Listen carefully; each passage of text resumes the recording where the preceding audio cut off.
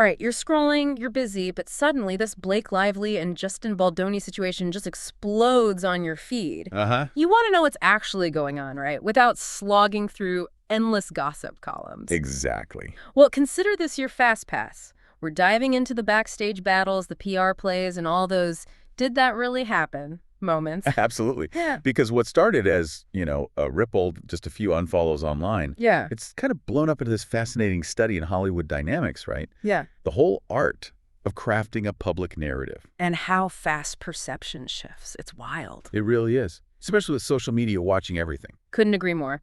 And for this deep dive, we've basically mined a goldmine of online commentary. Yeah, lots of different takes. We're talking YouTube breakdowns, channels like Without a Crystal Ball, Candace Owens, Kirsty Flaw, Film Brett Cooper, and of course the wonderfully unfiltered insights from our favorite digital truth teller, the Snarky AI. Oh, gotta love the snarky AI takes. Always sharp. Right.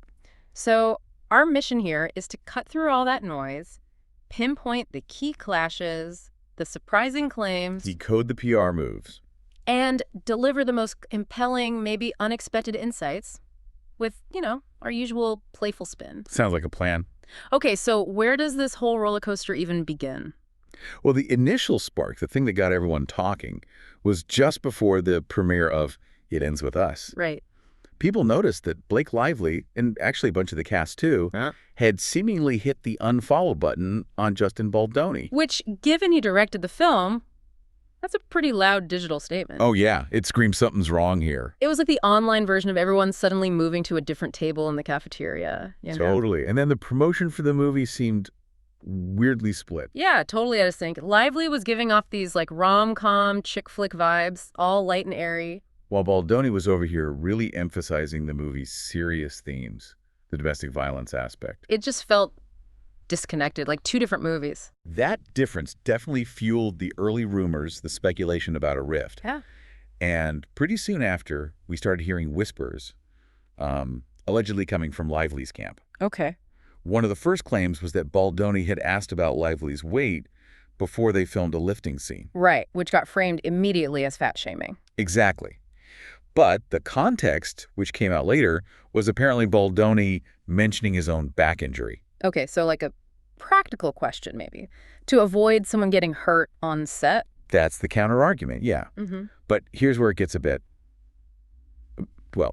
Machiavellian, according to some sources. Oh. They suggest Lively's team might have actually leaked those first allegations themselves. Seriously, to sort of set the narrative early. Wow. Now, talk about getting out ahead of the story. Okay, so that's stage one. What happens next? Well, that leads us to the next phase. More serious accusations start emerging, not just whispers, but stuff about Lively's own behavior on set, and then it all culminates in, a formal complaint. Right, I remember hearing about reports of her being kind of cold in interviews. Yeah, described as cold, even dismissive. Especially towards audience members who were trying to share personal connections to the film's themes. Wasn't there that awkward clip where she seemed totally uninterested in someone getting emotional about the movie? That's the one. Yeah, that definitely raised some eyebrows. Didn't look great. But then things escalated, right? A leaked document, a formal complaint filed? Filed in New York, yeah. And somehow it found its way to the New York Times. Funny how that happens. Convenient. So what were those more serious allegations? What stood out to you? I mean, it was the sheer range and severity of the claims. The complaint apparently detailed more fat shaming. Okay. Baldoni bursting into her trailer while she was breastfeeding. Ooh. Constant sexual comments, talk about his past porn addiction, attempts to push for unwanted sex scenes. Jeez. And even making people watch videos of his wife giving birth, which were described as, potentially pornographic. That is a lot and really specific. Super specific. And the complaint also claimed Baldoni was the one who refused an intimacy coordinator. Okay, so this paints a very clear, very damaging picture of him. Positions her as the victim. Absolutely. And that narrative took hold pretty quickly. But as we know in Hollywood, the first story isn't always the whole story, is it? Not even close, usually. And yeah, here's where the plot thickens a lot. Right. So the tide starts to turn. It really does. Just as that narrative was building steam, you start seeing this counterwave of information bubbling up. From where? Mostly from people who are actually on the set. The PAs, the extras, the boots on the ground. Okay, first-hand accounts. Exactly. And their story started painting a very different picture.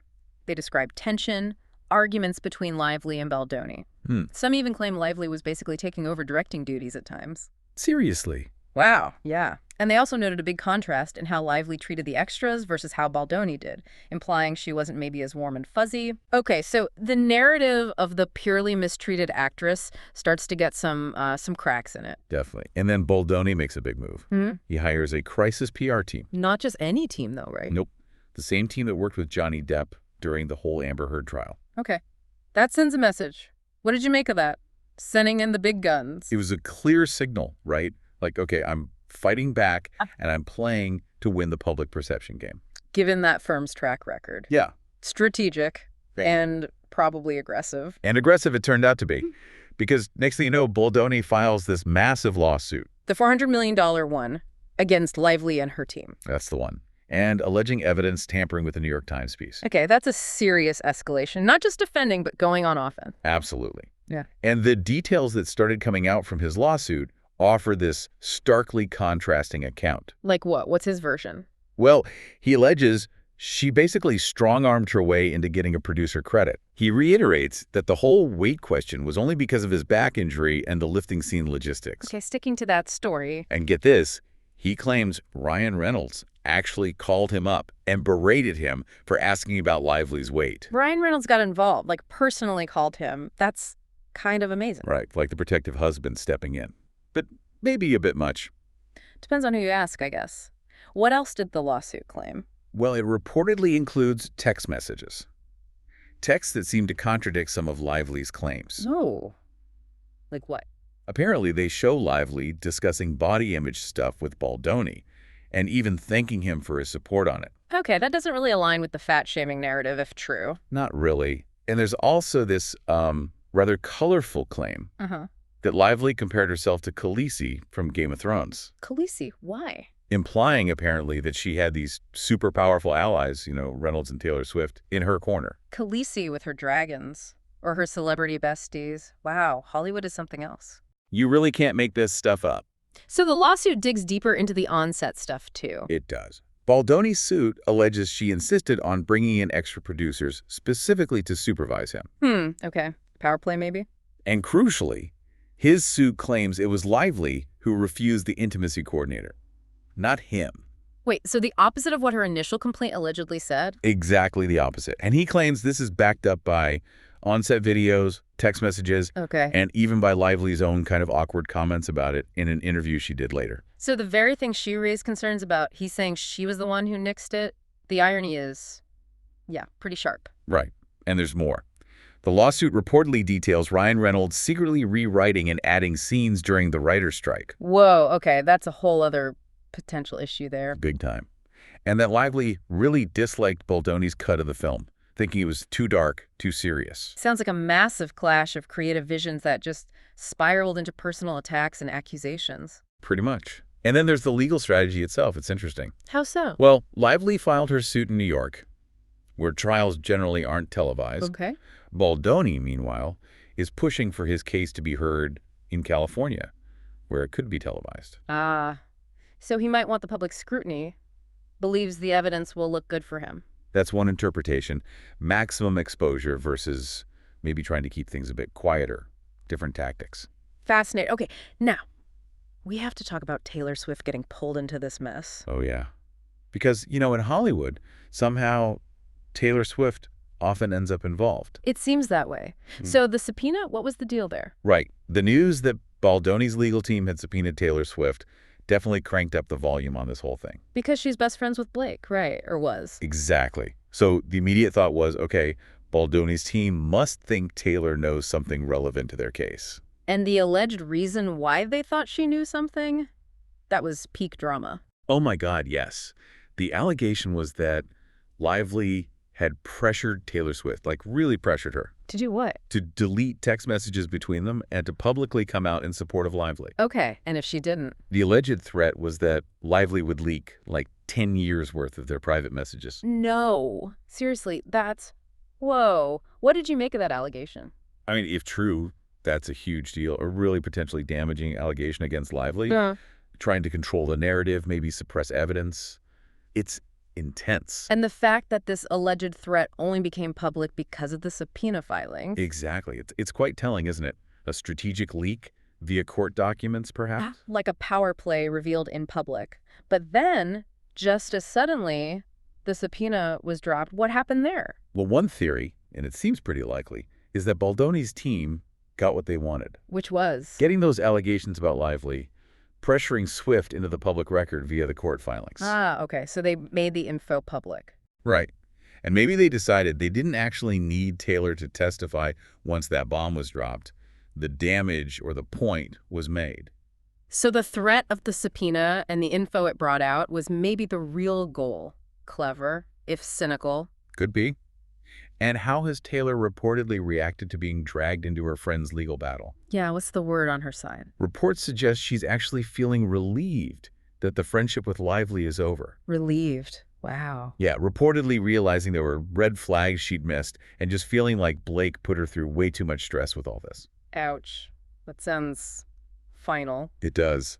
And adding fuel to that fire, Travis Kelce, Swift's boyfriend, apparently unfollowed Ryan Reynolds on social media. Ooh, the plot thickens. So Team Swift-Kels might be distancing themselves completely. Looks that way. Reports say they were both disgusted with Blake and Ryan for trying to involve Taylor in their fight. Man, trying to leverage that friendship seems to have backfired big time. Spectacularly, it seems. Yeah. And even the way the media covered the subpoena being dropped was interesting. How so? Some outlets, like People magazine, framed it as a kind of win for Lively, while her team put out statements saying Baldoni was just exploiting Swift's fame. Lots of spin. Always spin. Okay, so let's bring in our expert on celebrity smoke and mirrors, the Snarky AI. Yes. What insights does our favorite digital commentator have on this whole saga? I can only imagine it's having a field day. Oh, you bet. In its typically blunt way, the Snarky AI has apparently labeled this whole thing a grade A dumpster fire. Laughs. Sounds about right. It seems particularly amused, shall we say, by the gap between Lively's carefully built public image and all these allegations swirling around. Yeah, the lifestyle guru thing versus this. What specifically caught the AI's digital eye? It's been digging into her past stuff, especially that lifestyle website she had, Preserve. Oh, right. Preserve. That didn't last long. No, and the AI notes this disconnect. Lively claimed it represented her personal life, but reports came out about, like, poor working conditions and her maybe not being that involved day to day. The AI's assessment, just flat out awful. Ouch. No mincing digital words there. And when Preserve inevitably failed. Well, according to the Snarky AI, the narrative push was that it failed because of sexism and the media pitting women against each other. Oh, the convenient external blame. Right. The AI found this explanation, let's say less than convincing, called it a recurring but flimsy excuse. Yeah. Not buying it. I bet the AI also had some pointed thoughts on their wedding venue choice. The whole Boone Hall plantation controversy. Oh, absolutely. Yeah. The Snarky AI did not hold back. Described getting married at a plantation complete with former slave cabins called Slave Street. Yikes. As displaying exquisite taste. Heavy on the sarcasm, obviously. Obviously. And the apology and donation they made later met with total cynicism from the AI, suggesting it hardly erases the original choice. Yeah, that's a tough one to spin positively. The AI even made a pretty stark comparison, like it's akin to getting married at Auschwitz, just to hammer home the perceived insensitivity. Wow. Okay. Dark humor, digital edge. Got it. And what about Ryan Reynolds? What's the AI's observation on him through all this? Well, the Snarky AI has apparently observed that Reynolds looks like he's aged 10 years in the last 6 months. Ooh. Suggesting maybe he's feeling the strain of his wife's, quote, antics and ego. And offered a very pointed, be careful who you marry indeed. Harsh. But, well, it is the Snarky AI, not exactly known for subtlety. Not at all. So, okay, stepping back from the tabloid fodder and the delightfully cynical AI commentary, what broader themes are jumping out at you from this whole situation? I mean, one huge thing is just the stark contrast, isn't it? Between the super polished public personas, celebrities projects, Yeah. and the potentially really messy, complicated realities going on behind the scenes. This case definitely highlights that, how these carefully crafted images can just shatter when allegations of unprofessional or even harmful behavior surface. Exactly. And we're also seeing the incredible power of social media and just independent voices online. Well, look at how those behind-the-scenes accounts from the PAs and extras started to challenge the initial narrative, the initial spin. Right. It shows how hard it is, even for people with huge PR teams, to completely control the story anymore in this digital age. It feels like the curtain is getting pulled back more often, doesn't it? We're getting more glimpses of the mechanisms, the messiness. We really are. It's almost like nothing truly gets buried anymore. And that raises big questions for us, right? As people consuming celebrity news. How do we even interpret this stuff? How do we weigh these conflicting narratives that are so carefully constructed? Yeah. Who do you believe when everyone has an agenda and a PR team? Exactly. Another theme, which some commentators like Brett Cooper have pointed out, is the potential weaponization of movements like #MeToo. The idea that serious accusations could be used for personal gain or leverage in a dispute. Right. And the danger there is that it could undermine the credibility of genuine victims if people start becoming cynical about all claims. It's a complex issue. Definitely tricky territory. It also feels a bit like the Amber Heard situation in terms of the intense PR battle and the way public opinion swung back and forth. There are definitely parallels in the use of PR, the leaking of documents, the fight to control the narrative in the court of public opinion. Okay, so as we start to wrap up this deep dive into the Blake Lively and Justin Baldoni saga, what are the main takeaways for you? What should people remember? I think the biggest takeaway is just how tangled this web is. It's allegations, counter-allegations, strategic PR moves. It's a really raw look at Hollywood relationships, power dynamics, how messy it can get. Yeah, messy feels like the right word. And that initial sort of sympathetic picture of Lively, it's been seriously challenged by everything that's come out since, and especially by Baldoni's very aggressive legal fight back. It really shows the power of getting different perspectives out there, right? And how hard it is to keep one single story dominant when everyone can share their version online. Absolutely. The challenge of controlling the narrative today is immense. So it definitely gives you a lot to think about. What does this whole ongoing drama really tell us about the Hollywood image-making machine? And how should we, as listeners, approach these kinds of stories, knowing there are always multiple sides, multiple motivations? What does it mean when that carefully built facade starts to crumble in public view? These are definitely the big questions to keep mulling over as this story continues to develop, because it doesn't seem like it's over yet. Not by a long shot, probably. So we'd encourage you, do your own digging. Look at the information that's out there critically. Read the filings if you can find them. Form your own conclusions. Absolutely. Don't just take our word for it, folks. The digital breadcrumbs are definitely out there for you to follow. For sure. And with that, as the Hollywood drama machine keeps churning out its unpredictable twists and turns, we'll leave you with plenty to ponder. Until next time. Until our next deep dive.